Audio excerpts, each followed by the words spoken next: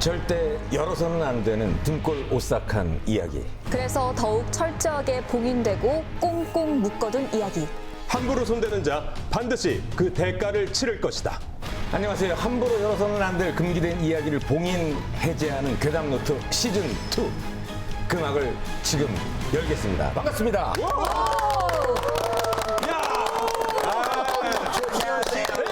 우리 한 2주 못 봤어요. 잘 지내셨어요? 아, 네. 아유, 우리 우렁찬 조충현 씨 목소리 듣고 싶어서 아니 진짜 죽을 뻔했습니다. 한 2주나 됐어요. 벌써 시간이 그렇게 됐는데 진짜 형님 얼굴 다시 뵙게 돼가지고 정말 격하게 저는 진짜 다시 볼 수 있어서 예. 너무나 반갑습니다. 알겠습니다. 다시 볼 수 있다니 이거는. 알겠습니다. 너무 아, 예. 어우. 근데 충현 씨 예. 이번 시즌 2부터 새로 합류한 뉴페이스가 한 분 예. 계시는데 도저히 모실 수 없는 분을 모셨다고요. 네, 그렇죠. 왜냐면 이분은 신 중의 신, 여신이거든요. 이분이 바로 KBS 스포츠 아이러브 베이스볼의 야구 여신 최서임 아나운서입니다. 자, 최서임 아나운서, 우리 시청자 여러분께 인사 한번 부탁드려요. 이게 지금 약간 12시 하거든요. 밤에 네네. 하니까 느낌 있게. 네. 시청자 여러분, 안녕하세요. 네, 안녕하세요. 저는 KBSN 아나운서 최서임입니다. 오늘부터 괴담노트 시즌2에 새롭게 합류를 하게 됐는데요. 충현 선배가 이 여신이라고 표현을 하시는데 좀 살짝 머뭇거리시더라고요. 진짜 동의를 안 하시는 것 같을 때. 지금 제 입으로 여신이라 하긴 뭐 해서 요정이라고 네네. 정도로. 네. 네, 근데 여기 괴담 노트에서는 괴담 여신이 한번 배워보도록 하겠습니다. 네. 약간 오늘 의상도 약간 그 공포 영화 그 에나벨의 그 오! 왜.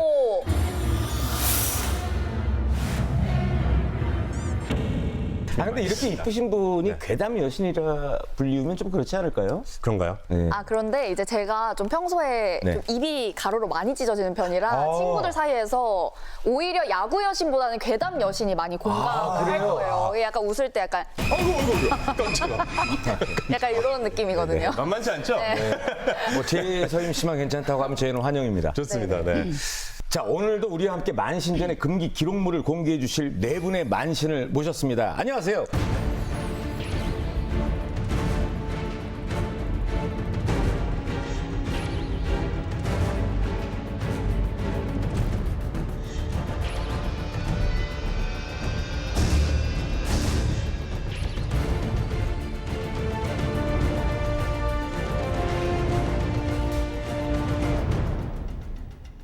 자, 이렇게 공개된 이야기 괴담노트 시즌2 더욱 강렬하고 더 오싹하고 캡사이신보다 더 매서운 만신전의 꽁꽁 숨겨진 기록들이 이제 여러분들 앞에 공개가 됩니다.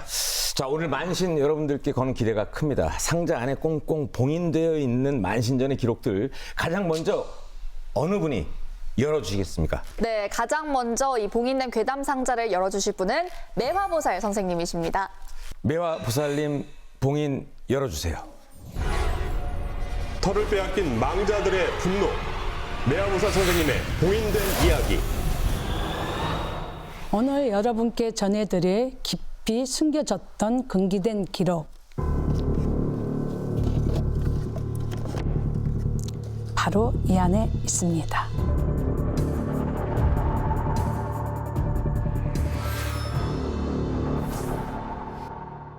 세상에는 산자와 죽은 자의 땅이 따로 있는데요. 죽은 자의 땅, 망자의 땅, 함부로 발을 들여서는 안 되는 곳입니다. 하지만 오늘의 이야기의 주인공은 그 사실을 모르는 채 망자의 땅에 들어섰는데요. 지금부터 그곳에서 벌어지는 이야기들을 들려드릴게요. 인수 씨와 미연 씨 부부에겐 하나의 꿈이 있었는데요. 바로 한적한 시골 동네에서 펜션을 운영하며 노후를 보내는 것이 꿈이었습니다. 그러던 어느 날 부동산에서 연락이 왔어요. 김 사장님, 강원도에 좋은 땅 하나 나왔는데 한번 볼래요?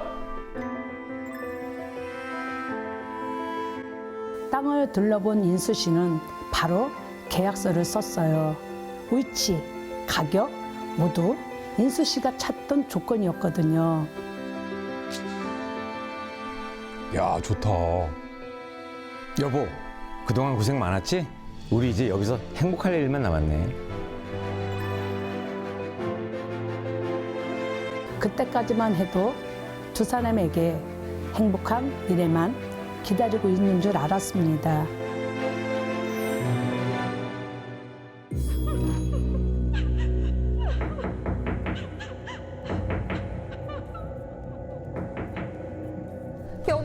일어나 봐. 이상한 소리 안 들려?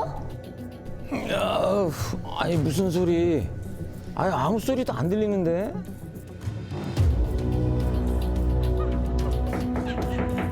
한쪽이 들리나? 아이 바람 소리를 잘못 들었겠지. 신경 쓰지 말고 빨리 자.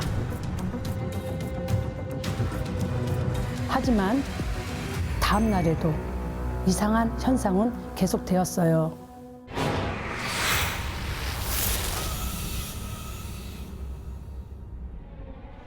아, 잠을 못 자서 그런가? 헛깨다 보이네. 아, 시끄럽게 왜 이렇게 울어? 거기 뭐가 있다고? 야, 이상하다, 이상해. 그리고 며칠 후 또다시 악몽에 시달리는 미연 씨.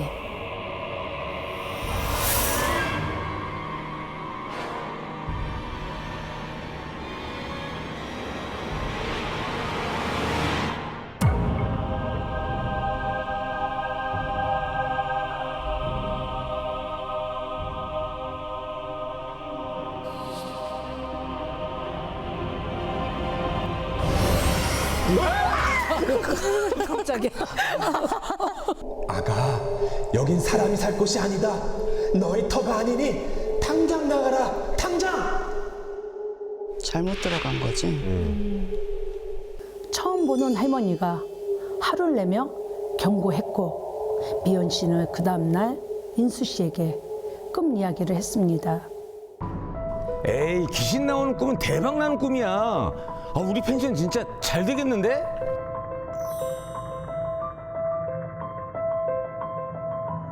아무것도 모르는 인수 씨는 대수롭지 않게 넘겼죠.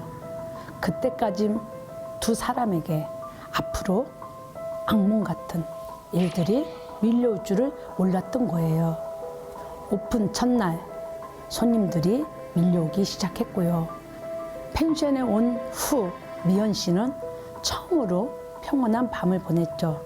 하지만 손님들은 악몽 같은 밤을 지내게 됐는데요.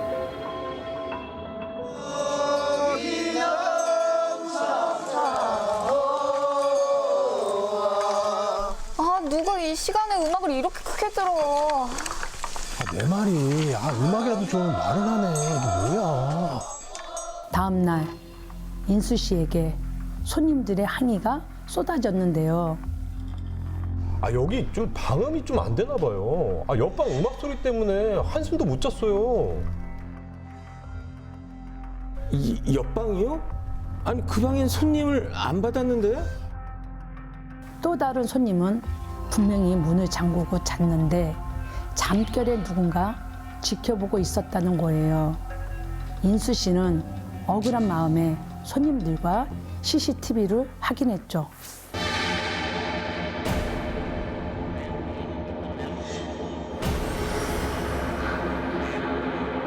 그리고 시간이 지날수록 상황은 더 악화되었는데요. 한밤중 뭔가 홀린 듯 사라진 손님이 다음날에 시신으로 발견이 된 거죠.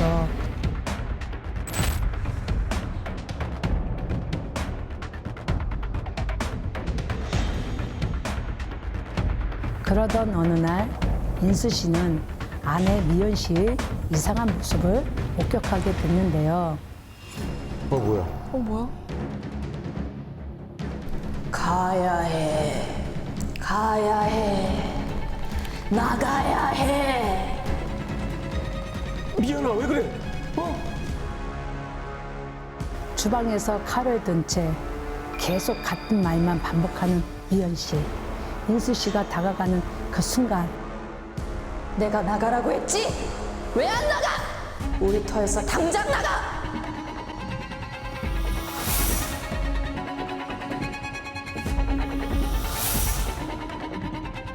우리 터에서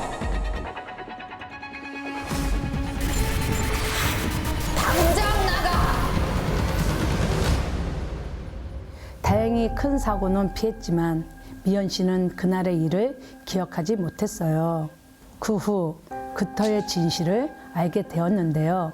그 터는 아주 오래전 상여집이 있었던 자리였다고 하더라고요. 상여집 망자들에겐 잠시 머무는 쉼터와도 같은 공간인데요. 그곳에서 일어난 일들은 그들이 자신의 연역을 지키려던 망자들의 몸부림이 아니었을까요?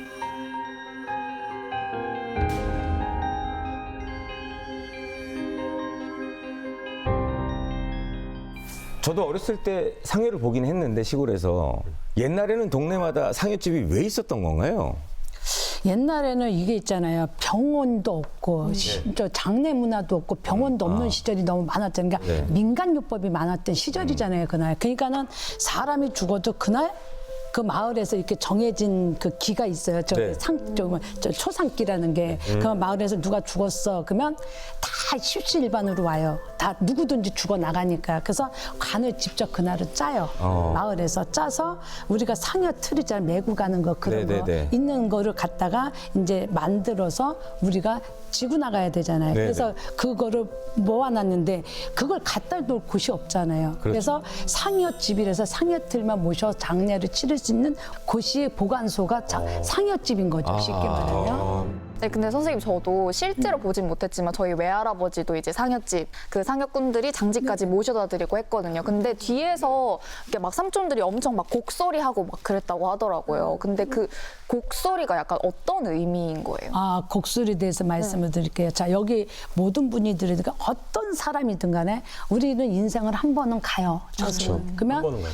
전부 그러니까 한 살에 가든 100살에 가든 모든 사람이 다 가기는 가요. 그러면 제일 많이 가는 분 내 직계 누가 있어요? 엄마, 아버지, 뭐 할머니, 할아버지, 동생, 조카, 식구잖아요. 그러면 그분들이 갔을 때 우리가 어때요?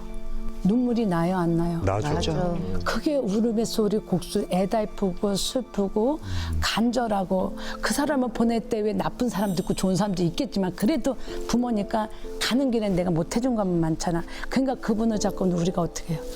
통곡을 하고 울죠. 그래서 부모님을 보내는 의식에 우는 소리가 곡소리인데 통곡의 소리라는 거예요. 또 하나는 상여 소리라 그러죠. 상여꾼들이 네.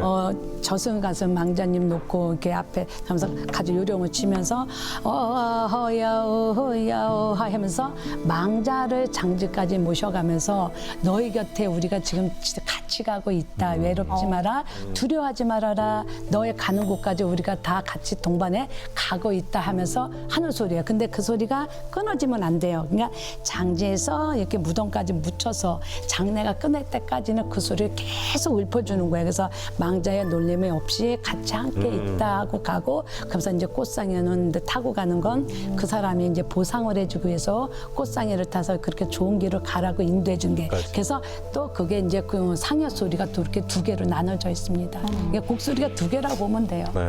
저는 사실 이런 의미보다는 이제 박자를 맞추면서 걷기 위해서 야.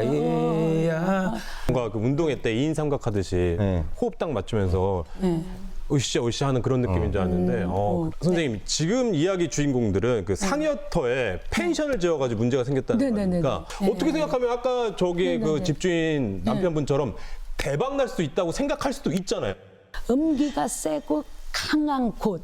그 자리가 누가 아까 뭐예요? 사람 죽은 터랬잖아요. 예. 그러면 거기에 누가 온갖 돌아가신 상문에 낀 사람들이 거기 있을까요? 없을까요? 있죠. 귀신들의 집합소 집이라는 거죠. 굉장히 세다. 그럼 세죠. 그거를 이길 수만 있으면 괜찮을 수 있는 거네. 그렇죠. 이길 수만 있는데 거기에서 있을 수 없죠. 거기를 들어가면 이 집이 뭐가 되는 거냐면 빙이 들고 눈이 돌아가고 뒤집히고 제정신이 아니고 막 그냥 미쳐 날뛰는 그래서 견디지 못해서 거기서 결국은 망해서 나오는 거죠. 그래서 이렇게 기운이 센 곳은 산자가 살 수가 없기 때문에 여태서 아무도 살 수가 없다는 겁니다. 네. 아니 그러면 사실 우리가 모르고 땅을 사거나 집을 사는 경우가 많으니까 지금부터 이제 시골에 집을 짓거나 이제 땅을 사실 분들은 동네 어르신들한테 한번 물어는 봐야 되겠네요. 여기가 혹시 터를 봐야죠. 여기가 어떤 터였나요? 그렇죠, 라고 한번 그렇죠. 물어봐야 되겠네요. 제 터가 중요한 거로 생각해요. 예. 자, 그럼 지금까지 매화부서 선생님의 괴담 노트였고요. 다음 봉인된 상자를 열어주실 분은 누구신가요? 황금사님 봉인을 열어주세요. 직장 내 괴롭힘이 불러온 잔혹한 죽음과 복수극. 황금사 선생님의 봉인된 이야기. 오늘 여러분께 전해드릴 믿지 못할 이야기. 이 안에 있습니다.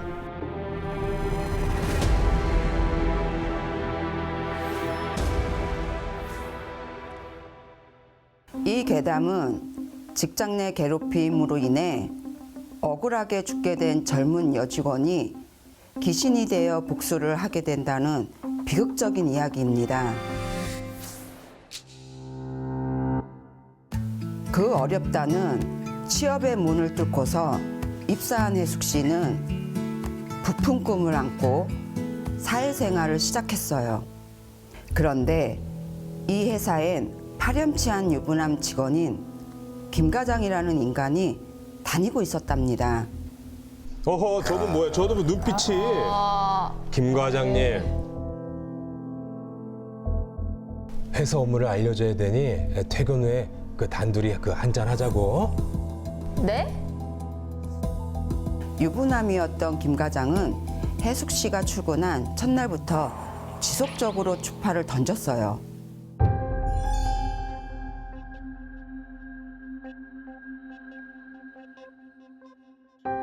에헤. 손을 어디다 대시는 거예요? 그러자 김 과장은 혜숙 씨를 상대로 직장 내 괴롭힘뿐만 아니라 해서는 안 될 성희롱까지 했답니다. 사귀자니까. 아, 제발 이러지 마세요. 에이, 그럼 커피나 타와. 혜숙은 이러는 김 과장이 너무나도 저주스러웠지만 우선은 참을 수밖에 없었어요.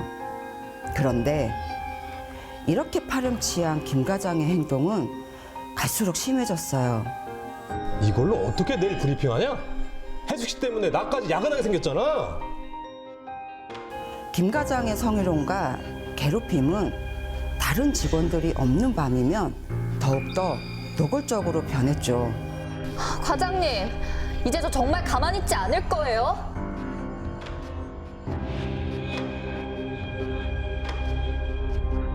이날 밤 혜숙 씨는 용기를 내어 사내 게시판에다 김 과장에 대한 진실을 알리는 글을 작성했어요.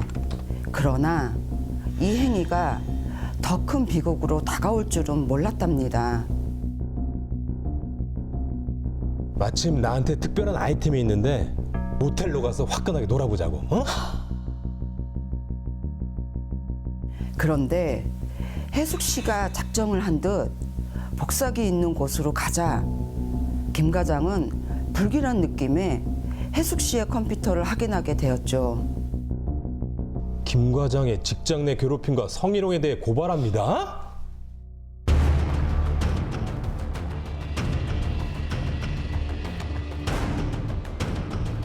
야, 내 앞길 망치려고? 죽고 싶어? 빨리 안 죽어?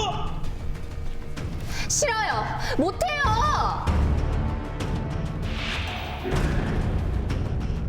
어허, 폭력을. 어머머머머.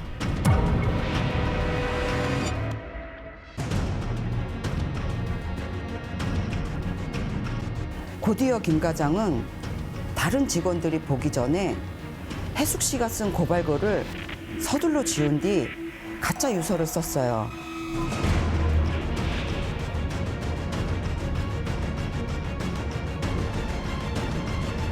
김 과장은 이런 식으로 해서 모든 사람을 속였답니다. 그러나 단 한 사람만은 속일 수가 없었어요. 그 사람은 바로 혜숙 씨였죠.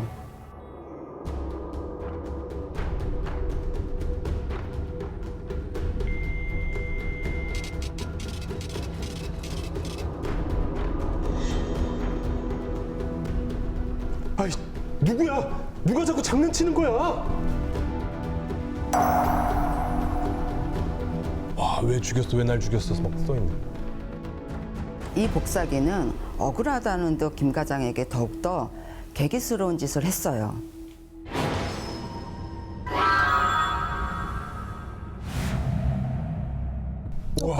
똑같이 하는 거죠. 응. 살려줘. 내가 잘못했어. 살려줘.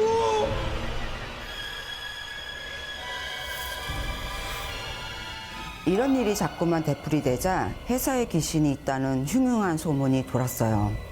그러자 이 회사 사장님은 마침 저와 친분이 있었는데 이 일로 급히 제게 도움을 청했죠.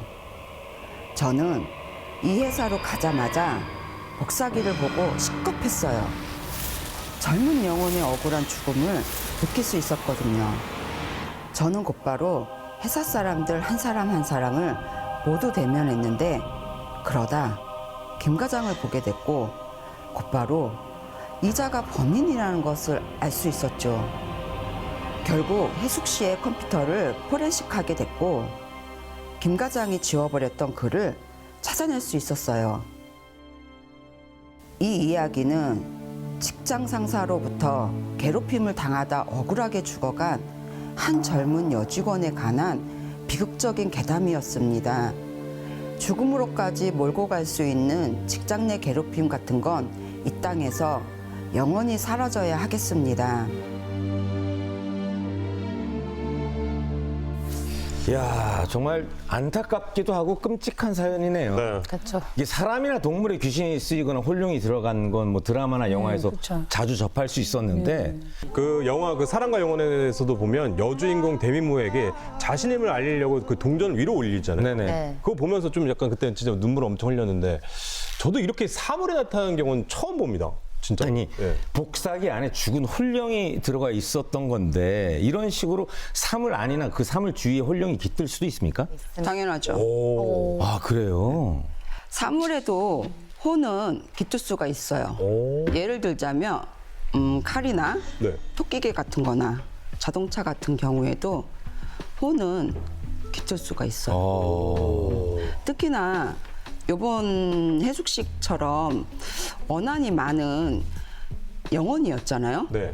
근데 그 영혼은 그 자리에서 떠나고 싶어서 떠날 수가 없어요. 왜냐하면 가는 방법을 모르기 때문에. 네. 근데 사장님이 어찌됐든 간에 혜숙 씨를 천도대를 지내줬잖아요. 그렇기 때문에 그 자리에서 혼은 떠났죠.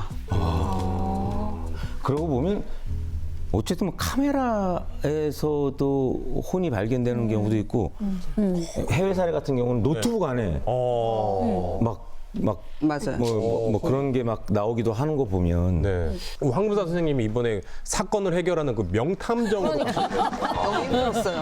형사를 한번 해보시는 하셨어요. 근데 이게 또 회사 사장님의 의뢰가 있었기 때문에 이제 선생님께서 죽은 영혼의 넋도 이렇게 위로를 해주시고 한도 들어주셨는데 근데 이렇게 되면 이 덕은 이 회사 사장님이 보게 되시는 거예요? 이번 경우 같은 사연은 사장님이 혜숙 씨를 혼을 달래줬잖아요. 네. 근데 사장님이 그 터에 계시면서도 물론 힘은 들어서 혜숙 씨를 풀어준 건 사실이지만 그래도 식구가 풀어준 게 아닌 사장님이 풀어줬기 때문에 그 혼은 그 나중에라도 사장님한테 힘든 상황이 생겼을 때 분명히 갚아요. 아 그래요. 예, 왜냐하면 저도 그 경험을 했거든요. 오. 예, 저도 혼을 많이 풀어주다 보니까 네. 그 덕은 저한테 많이 본 경험도 많았고, 예, 근데다가 더 길게 보면 자손들까지 그 덕을 보더라고요. 후세까지. 예, 그래서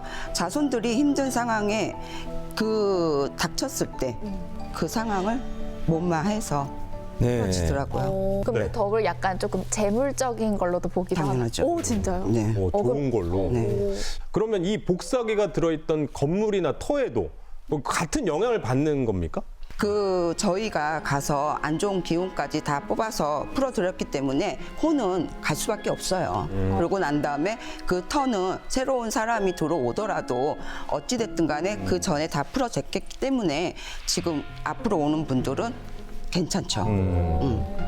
그 복사기는 교체하는 게 낫나요? 아니면 그대로 두는 게 나아요? 그 복사기는 사람마다 다 틀린데 저의 저도 그 생각했어요. 네. 저 같은 경우는 이미 안 좋은 기운을 거기서 다 풀었잖아요. 예. 그렇기 때문에 없애도 상관은 없고 가지고 있어도 상관은 없다고 저는 네. 봅니다. 그게 기계가 뭐 그렇게 크게 문제 되는 건 아니니까. 김 과장은 어떻게 됐습니까? 김 과장. 김 과장은 가버렸죠. 어디로? 들어갔어요? 아이고 구석이지 뭐. 어두운 곳에 가 있죠. 진짜. 지금까지는 그 털을 파헤친다던가 그 위에 뭐 직접적인 위해를 가한 경우에만 해를 입는 줄 알았는데 그 터 안에 있는 사물이나 뭐 물건까지도 그 원한의 대상이 될 수 있는 사실이 굉장히 깜짝 놀랐어요. 저희가 살다 보면 진짜 별별 일들이 많잖아요. 거기에서 생각지도 않은 곳에서도 툭 튀어나와서 네. 진짜로 안 좋은 기운을 내가 받아서 인생이 꼬꾸라지는 경우도 많잖아요. 네. 그래서 좀 많이 살펴봐야 될 것 같아요. 상민 씨, 저 지금 뭐 하나 보내드렸는데 이거 복사 좀 부탁드립니다. 내가 복사를 하라고. 한번 해주시면 안 돼요? 아 이제부터는 저도 이제 복사하러 갈 일이 많은데 네네. 복사하러 갔을 때는 아이고 잘 부탁드립니다 하고 복사를 받아야겠어요. 지금까지 황금사 선생님의 잔혹한 괴담 노트였습니다. 다음 이야기는 어느 분이 준비하셨나요?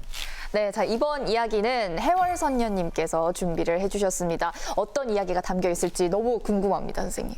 해월 선녀님 봉인 열어주세요. 손대면 깊어지는 상처, 가시손. 해월선녀 선생님의 봉인된 이야기. 오늘 제가 들려드릴 잔혹한 이야기.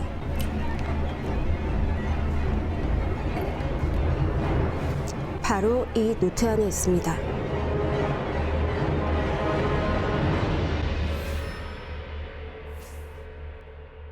인간의 힘으로는 도저히 끊어낼 수 없다는 천륜. 이 이야기는 하늘도 감동한 가슴 아픈 아버지와 딸에 대한 슬픈 사연입니다. 연지 씨의 어린 시절 아버지 원석 씨에게 불행의 그림자가 다가오기 시작했습니다. 난 잘못한 거 없어. 나한테 왜 그래? 직장에서 억울하게 해고된 원석 씨는 매일 술로 살았고 오로지 그 피해를 감당해야 하는 건 어린 연지 씨였습니다. 아빠, 정신 좀 차려. 언제까지 이럴 거야? 연지야, 아빠가 미안해. 아이고. 아이고야. 그리고 또 다른 피해자는 남편 대신 가장 노릇을 하던 아내 진숙 씨였던 거죠. 엄마, 나 그 보충 수업비 내일까지 내야 돼. 또? 돈 달란 얘기는 아빠한테. 어린 연지 씨는 무능력한 아버지를 둔 자신의 처지를 생각하며 서러움에 눈물을 삼켜야 했는데요. 며칠 후 드디어 일이 터졌습니다. 저 꼴도 보기 싫겠죠. 이 외수 같은 인간! 야, 너 죽고 나 죽자! 아, 엄마 그만해. 아, 내가 다 잘못했어. 그리고는 무능력한 남편이 있는 지옥 같은 집을 탈출하기로 결심하죠. 도망가는 거네. 이제 원석 씨 곁에 남은 사람은 딸 연지 씨뿐이었습니다. 그때부터 알바 인생이 시작된 연지 씨는 편의점, 카페, 식당 등 때와 장소를 가리지 않고 닥치는 대로 일을 했습니다. 가장이 돼버렸네. 딸에 대한 미안함 때문이었을까요? 우리 딸 일하느라 힘들지? 아빠가 정신 차려서 너 고생시킨 거 꼭 갚을게. 아니야, 나 하나도 안 힘들어. 진짜야. 아직은 연지 씨도 부모의 보살핌이 필요한 나이였지만 일찍 철이 들 수밖에 없었는데요. 결혼을 하고 남편과 함께 아버지를 극진하게 모신 연지 씨. 비록 몸이 힘들어도 그 시간이 조금만 더 길게 이어지기를 바랬습니다. 하지만 이번에도 하늘은 연지 씨의 소원을 들어주지 않았는데요. 아이고, 돌아가셨네. 돌아가셨나 보네.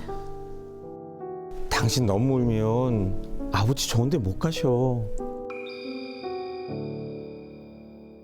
얼마 뒤 마음을 다잡은 연지 씨는 그동안 악착같이 모은 돈으로 카페를 차렸는데요. 처음에는 장사가 잘 되나 싶더니 이상하게 손님의 발길이 뚝 끊어졌습니다. 너 장사의 신이잖아. 아니 오픈빨도 없이 뭐가 이렇게 썰렁해? 네가 봐도 이상하지. 아, 도대체 문제가 뭘까? 그런데 벌어진 이상한 일은 이게 다가 아니었는데요. 어서 오세요.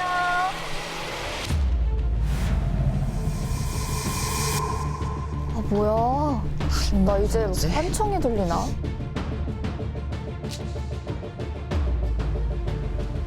시간이 지나도 생각만큼 장사가 잘 되지 않자 밤마다 악몽에 시달리는 연지 씨. 아빠! 아유, 우리 딸 얼굴이 헬쑥하네.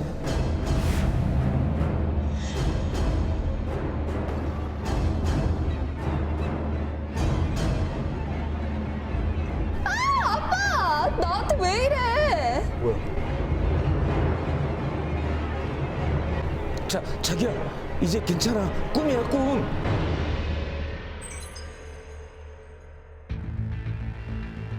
어릴 때부터 누구보다 치열하게 살아온 연지 씨를 덮친 불행은 여기서 끝이 아니었습니다. 연지 씨의 딸 윤서의 담임 선생님으로부터 걸려온 전화 한 통. 아, 윤서가 체육관에서 다쳐서 한국병원 응급실이에요. 아, 어머니 그 수술이 필요하다고 하니까 지금 바로 오세요.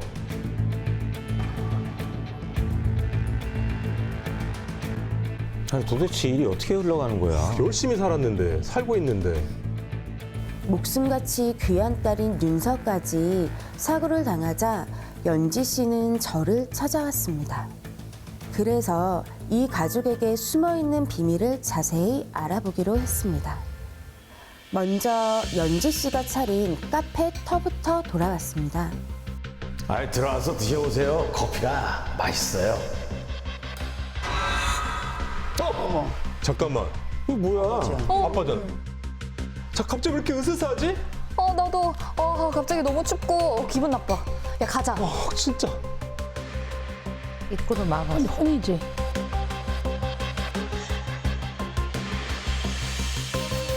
원석 씨는 어떻게든 딸 연지 씨가 잘 되게 도와주려고 나름 애를 쓰고 있었던 건데요. 그런데 그 결과는 오히려 해를 입히는 꼴이 됐습니다. 아, 근데 아빠 그게 아버지 그게 도와준 게 아니었나 봐요. 아이고, 어떡해. 방해를 하고 있었던 거지. 결국에는 눈에 넣어도 안 아플 손녀까지 다치게 할 뻔했으니까요. 아빠, 이제 내 걱정은 내려놓고 좋은 데로 가세요. 아이고. 하늘이 이어준 인연이지만 이제는 이승과 저승으로 갈라진 아버지와 딸. 망자가 된 아버지가 사랑하는 딸을 어루만질수록 오히려 상처를 내게 되는 가시손에 대한 가슴 아픈 사연이었습니다.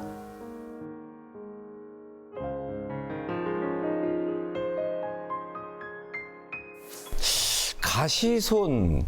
어디서 많이 들어본 것 같기도 하고 아닌 것 같기도 하고. 가위손이랑 헷갈리신 거 아니에요? 아니, 가시손. 네. 가시손이 뭔가요? 가시손은 무속 신앙에서 돌아가신 조상이 살아있는 자손에게 직접적으로 영향을 주거나 간섭을 할 때 마치 가시처럼 아프고 불편하게 느껴진다는 의미로 쓰이는데요. 너무 가여운 마음에 아유 내 자손아 이러면서 너무 가여워 내가 보살펴줘야지 이런 마음으로 안아주고 쓰다듬고 하는데요. 살아있는 사람에게는 큰 타격감으로 오게 됩니다. 근데 말씀하시면서도 계속 울컥울컥 하시니까. 그때 그 마음들이 굉장히 그렇게 전해지시나 봐요. 네. 네. 그러면 이제 영상에서 아버지가 떠나셨잖아요. 그리고 난 뒤에 연지 씨는 어떻게 되셨어요?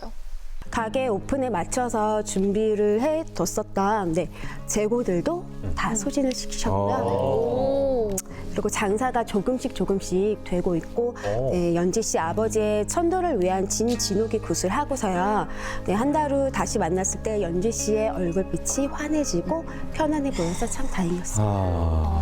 그럼 혹시 자손들이 그 가시손을 탔을 때는 어떤 일들이 일어나는지 뭐 몇 사례가 있으면 좀 말씀해 주시겠어요? 가시손을 타면 하는 일마다 막히고 몸이 아프고 주변 사람들과 단절이 되는 경우가 많아요. 네.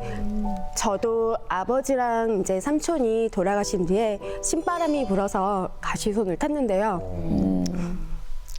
저는 이제 원래 양가에 이제 무당 할머니들이 계셨고, 네. 그렇게 신가물이 짙은 집안이다 보니까 그 자손이 제가 굉장히 많이 탔었어요. 네. 그래서 언니랑 동생보다는 그 중에서 가물이 제일 높은 제가 열심히 탔었습니다. 당시에는 그럼 어때? 네. 안 좋은 일들이 많이 있어요. 네네. 당시에 생각나니까 막. 네. 뭐 얼마나 당시 기억이 힘들고 아프셨으면 지금 말씀하시면서 눈물을 좀 흘리시네요. 네. 당시에 재물도 다 잃었었고요. 주변에 인연들, 사람들과도 다 끊어지고 거의 이제 땅굴을 팠었다고 표현을 하셔. 네. 그렇게 조금 우울하게 지낸 적이 있었어요. 그리고 한 가지 더 강조하고 싶은 게 있는데요. 네. 조상이 돌아가시면 3년 탈상이라는 말이 있어요. 네네. 상문이 들고 3년 안에는 이동이나 문서를 잡는 거를 저는 권해드리지를 않습니다. 네. 특히 운에서 이동수가 없는데 조상님이 돌아가시고 3년 안에 이사를 하거나 문서를 잡으면 탈이 크게 나는 경우가 있거든요. 시청자 여러분 중에 만약에 집안에 누군가 돌아가신 뒤나 사업이나 이사를 할 때는 현명한 선택을 하셨으면 좋겠습니다. 네. 와, 나 지금 내가 어머님 돌아가시고 나서 네. 이사를 했는데 파주로. 그때 이사 간 집에서 전세 사기를 당했어요. 그러니까 너무 친한 분이 소개를 시켜줘서 그걸로 이사를 갔는데 그분도 나도 당하셨구나. 둘 다 당해가지고 지금까지도 받지는 못하고 있어. 그게 그런 게 무서운 거예요. 주남이 그래서 이 일이 갑자기 나한테 일어날 진짜 수가 그러네요. 있지? 아니 그 사람들 믿어지지가 않는 이야기일 거예요. 왜냐하면 내가 그치. 내가 그런 걸 당할 리가 없을 거 아니에요. 얼마나 많은 맞아요. 일들을 겪었는데 너무나 완벽한 상황이었고 의심을 1도 할 수 없었던 상황인데 이런 일이 일어났어요. 그래서 3년 안에 이런 눈이 완전히 가려진 거지. 3년 안에 그 이런 얘기를 제가 처음 들었잖아요. 그러니까 지금 이제 아신 거죠. 처음 들었잖아요. 그러니까 그럴 때는 결혼도 해서도 안 되고 맞습니다. 이사 가서도 안 되고 문서를 출산도. 잡아야 돼. 왜냐면 출산도 안 되고. 상문살을 타고 아이가 태어나서요. 인생이 조금 많이 고달픕니다. 돌아가신 부모님들도 행여 우리 자식 보듬어 달라고 이렇게 막 안기보다는 어쨌든 묵묵히 이렇게 지켜봐 주시는 게 더 그렇죠. 그게 최고의 예. 조상의 덕이라고 해야 되겠죠. 조상의 덕이네요. 네. 네. 자, 이렇게 어긋난 아버지의 진심에 대한 해월선녀의 괴담 노트였습니다. 네, 이제 오늘 마지막 괴담 노트입니다. 화영궁 선생님의 노트입니다. 화연궁님 봉인 열어주세요. 돈과 욕망이 낳은 청부살인의 진실. 화영궁 선생님의 봉인된 이야기. 오늘 여러분께 전해드릴 금기된 이야기 이 안에 있습니다.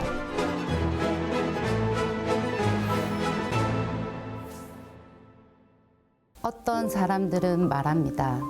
사람이 사람을 죽이는 건 쉬워도 그 죄의 기억까지 지우는 것은 절대 불가능하다고. 지금부터 제가 들려드릴 이야기는 돈과 욕망이 만들어낸 추악한 진실에 관한 괴담입니다. 겉으로 보이는 옥주 씨는 남편 진석 씨를 정성껏 내조하는 참하고 조신한 아내였어요. 하지만 진실은 겉으로 드러난 게 다가 아니었지요. 사실 옥주 씨에게는 내연남인 용민 씨가 있었거든요. 그런데 이들은 몰래 바람을 피우는 것에 그치지 않고 끔찍한 일을 벌이려 하고 있었어요. 아, 그 일을 할 만한 아주 제격인 놈을 찾아냈지 내가. 역시 우리 자기는 나를 실망시킨 적이 없다니까.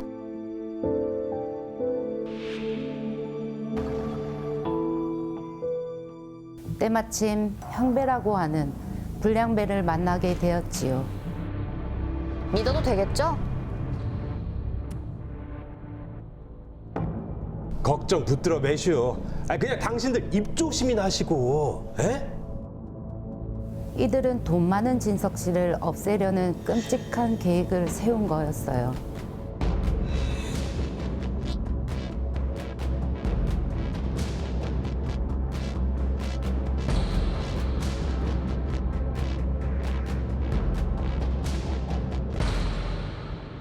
술을 진탕 마신 형배 씨는 술 기운으로 진석 씨를 죽이고 맙니다.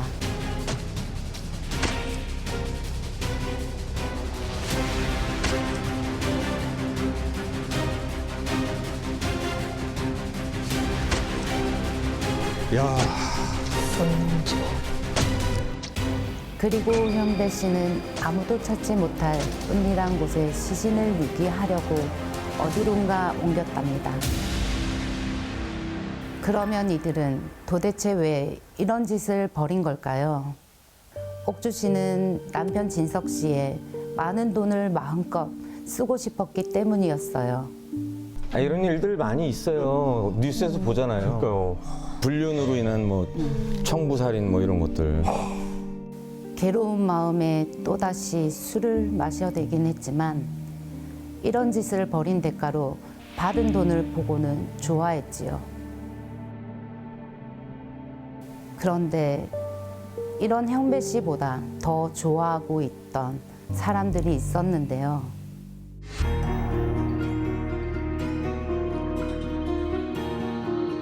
아, 이건 천벌받죠, 저건. 네, 지옥 가요, 지옥.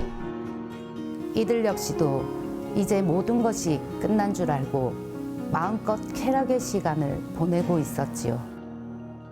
그러나 이들의 행복은 그리 오래 가지 못했어요. 진석 씨를 죽인 형배 씨에게 괴상한 일들이 일어나기 시작했습니다.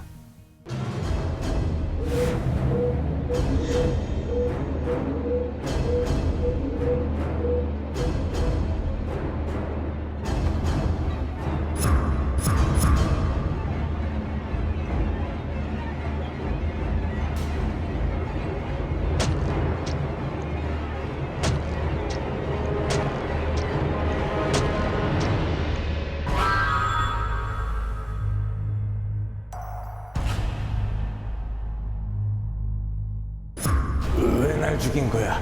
왜? 무슨 이유로? 영문도 모르니까. 전혀 모르는 사람이니까. 억울하지. 귀신이 자꾸만 나타나자 불량배 형배 씨는 맨정신으로는 도저히 버틸 수가 없었어요.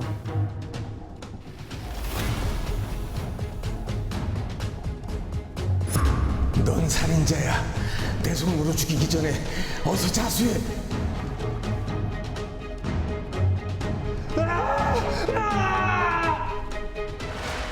제 아무리 강큰 불량배라도 더 이상 버틸 재간이 없었습니다.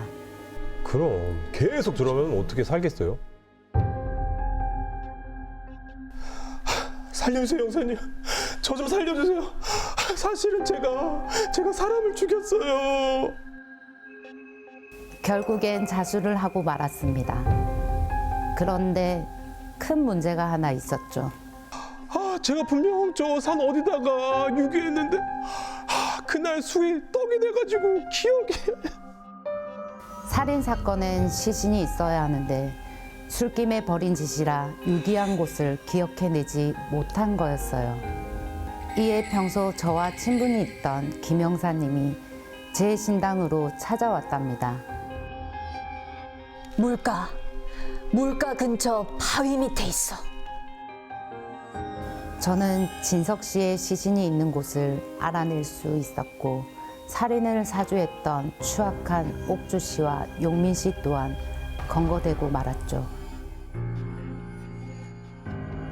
이들은 피 묻은 돈으로 쌓아 올린 가짜 행복이 영원할 것이라 믿었습니다. 그러나 결국 돈과 욕망이 만들어낸 추악한 연극은 이처럼 처참하게 막을 내렸습니다. 기억하십시오. 인간은 사람을 죽여 죄를 지을 수는 있습니다. 그러나 그 죄의 흔적, 그 끔찍한 기억까지 지우는 것은 하늘이 허락하지 않는 일입니다. 지울 수 없는 살인의 기억은 반드시 그 대가를 치르게 되는 법이니까요.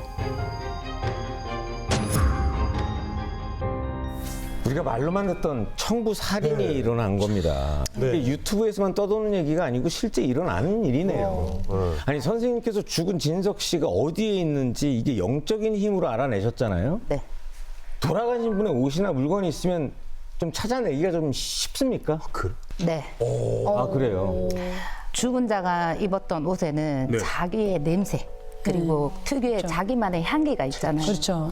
그렇기 때문에 그게 남아 있다 보니 공기 중으로 해서 우리가 혼을 부를 수가 있거나 더 찾기 쉽습니다. 그렇구나. 우리가 사실은 그 수색견도 네. 네네. 결국은 그 사람의 냄새를 맡게 한 다음에 찾아내게 하는 경우도 있는데 영적인 것도 마찬가지로 그런 기운을 마찬가지죠. 빌리네요. 이번 영상처럼 뭐 정확한 위치를 모를 때에는 저희 신령님만이 또 저에게 딱 내려주시는 비술, 비방, 네네네. 비책이 있습니다. 네. 그래서 그 사건 현장을 제가 또 갔죠. 그래서 또 방향이나 위치나 이런 것들을 더 쉽게 찾을 수가 있었던 거죠. 아니 뭐 오늘 황금 선생님도 그렇지만 하이브 선생님도 약간 형사세요, 형사. 예, 탐정 느낌의 의상도 그렇고 뭔가 오늘 카리스마가 느껴지는데요. 다르게 사실 과거에 뭐 이런 일들은 있었기 때문에 영화화된 것도 있잖아요. 예, 그렇죠. 예.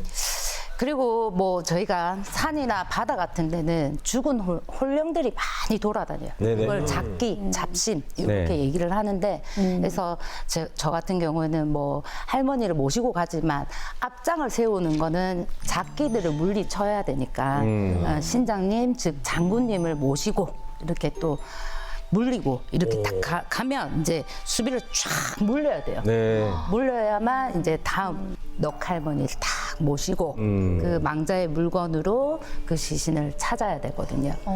뭐 그렇다고 서울에 있는 제가 부산 살잖아요. 네네. 네, 서울에 있는 귀신을 제가 또 부산에서 오락하면 오는 건 아니에요. 네네네네. 그렇게 부를 수는 절대 없습니다. 아, 그러니까 직접 현장. 직접 가야 됩니다. 그래서 또 우리가 다 이렇게 혼을 부를 때 뭐 어쨌든 억울하시잖아요. 네, 네. 그렇기 때문에 달래가면서 그렇게 네. 제가 지난주에 지갑 잃어버렸거든요, 선생님. 네. 제 옷을 드릴 테니까 지갑은 혹시 찾아주실 가능성이 웬만하면 다 돌아옵니다 요즘에는. 아니, 다 안 네, 연락이 안 되고 메모리 돌려 뭐 있어. 왜 이러세요 진짜. 잊어버리지 않았어요. 자, 그럼 이렇게 진석 씨처럼 살이나 사고로 억울하게 죽은 혼과 뭔가 자연사나 수명을 다 채우시고 호상으로 가신 혼들과 이런 건 좀 차이가 있으신가요?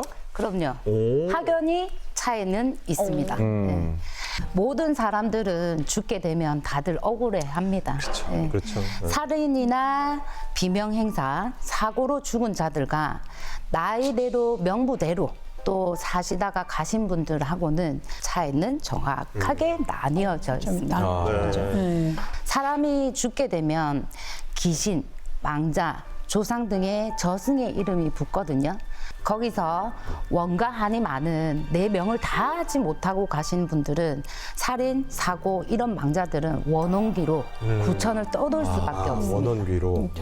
반면에 호상 같은 경우는 100세를 살고 가시더라도 억울해 하실 거예요. 어르신들은 자기가 가는 걸 미리 이렇게 알고 스스로 알고 있으세요. 네네. 그렇기 때문에 주변 정리를 하나하나 하시면서 마음의 준비를 하시고 가시기에 혼에서도 억울한 죽음과 차이가 있을 수 있습니다. 혼에서.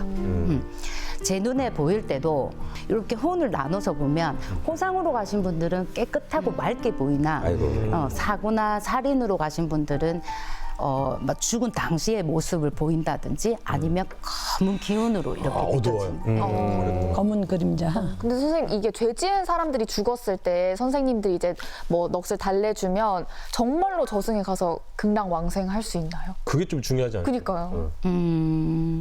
그 최서임 씨를 제가 막 죽였어요.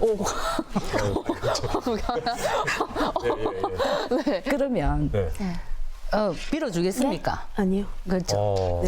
저 같은 경우도 뭐 다른 선생님들도 다 마찬가지일 거예요. 재지연자들은 극락왕생하라고 절대 천도제나 진우기를 해주지 않습니다. 절대 안 하는 거. 저 같은 경우는 더더욱이 그렇고요. 죽은 자만 풀어주는 거죠. 아니 뭐 돈을 더 준다고 하고 막 더 해달라고. 안 합니다. 절대 안 한다. 예. 근데 안 하실 것 같은 게 그 또한 누군가를 억울하게 하는 거에 맞아. 동참하시는 거잖아요. 그렇죠. 그 무서운 걸 더 잘하시잖아요, 이분들이. 그 억울한 한을 하니까. 그 한을 나한테 또 막 풀기 위해서 오게 되는 그걸 아시니까 네, 더 못하실 것 같아.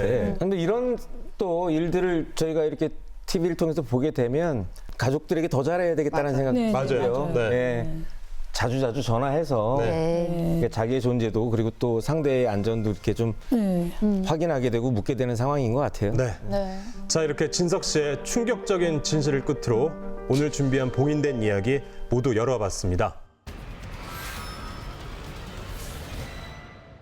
자, 열지 말아야 할 이야기를 봉인 해제하는 금기된 이야기 괴담 노트 벌써 마칠 시간입니다.